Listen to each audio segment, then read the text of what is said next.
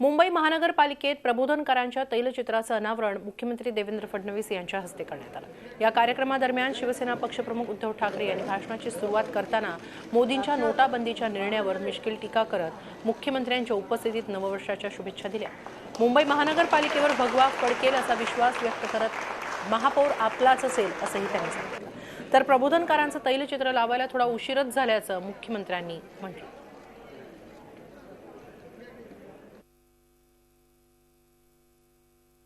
नवीन वर्षाच्या सर्वांना मी मनापासून शुभेच्छा देतोय।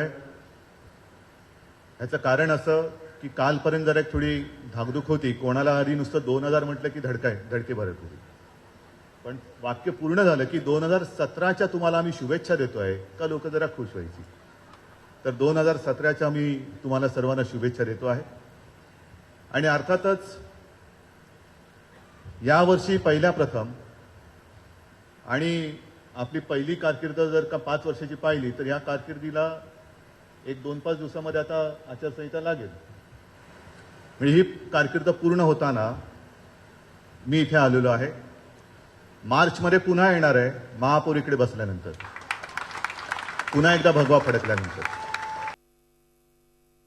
उद्धवजी, तुम्ही या ठिकाणी आभार व्यक्त केले तुमचे आजोबा आहेत म्हणून, पण मला असं वाटतं की खरं तर प्रबोधनकारांचं तैलचित्र लावायला आम्हाला थोडा उशीरच झाला।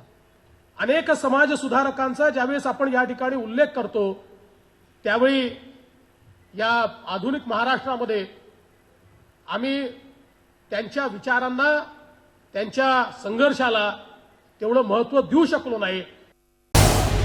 झी 24 तास रहा एक पाऊल पुढे।